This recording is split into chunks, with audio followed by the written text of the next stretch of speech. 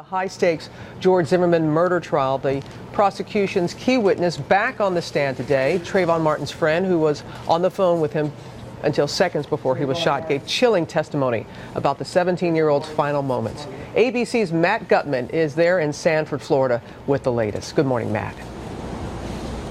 Good morning, Robin. Rachel Gentile spent 16 months as a mystery witness. Her identity kept strictly hidden. This morning, she'll spend a few more hours on the stand. Yesterday, her testimony began with tears and ended with her battling George Zimmerman's attorneys in open court.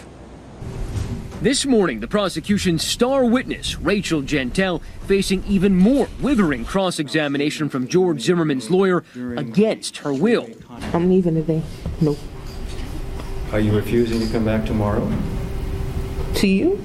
Gentile, once known as Witness 8, was on the phone with her friend, 17-year-old Trayvon Martin, the night he was shot and killed by Zimmerman.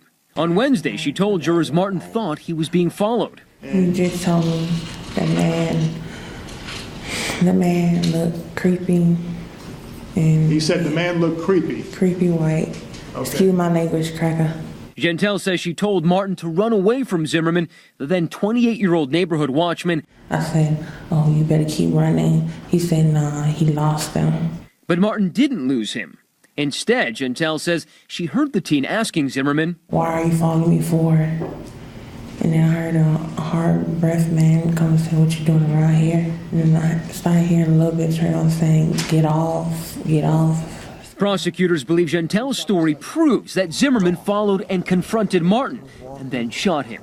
Zimmerman has pleaded not guilty, arguing Martin assaulted him and that he only shot in self-defense. Gentile's testimony at times hard to understand, but the emotional impact unmistakable. Defense attorneys, meantime, challenging her on inconsistencies in her deposition and why she lied about missing Martin's wake. Under oath was that you created a lie and said that you'd gone to the hospital.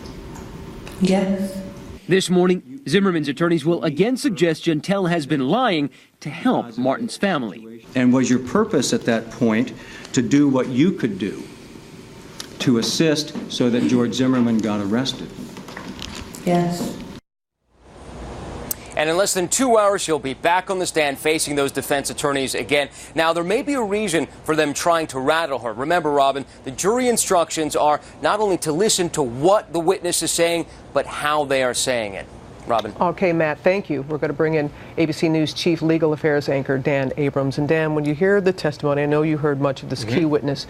What do you take away the most? Well, she's a very important witness. But the most important thing that she said is that she says Trayvon Martin says, get off, get off. Why is that so important? Because that would suggest that George Zimmerman starts this incident. That's something George Zimmerman says is not true. George Zimmerman would say Trayvon Martin effectively confronts him.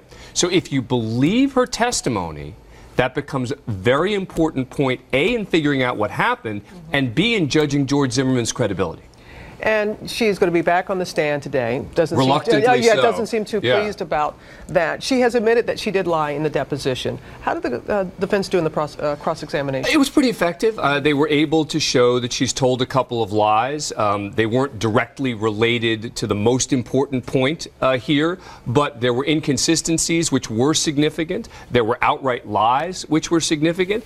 And jurors, if they don't believe some of what a witness says, are allowed to disregard everything a witness says. So we'll just have to see how she holds up as this cross-examination continues. She seemed shocked, by the way, that she was going to come back. Yeah, because the defense attorney really needs to discredit her testimony because it's that important. Also, jurors heard some of the non-emergency calls, some of the calls that Zimmerman made to the police station, and how important is that? They're trying to show this is a guy who calls the police whenever he sees a black person in his neighborhood.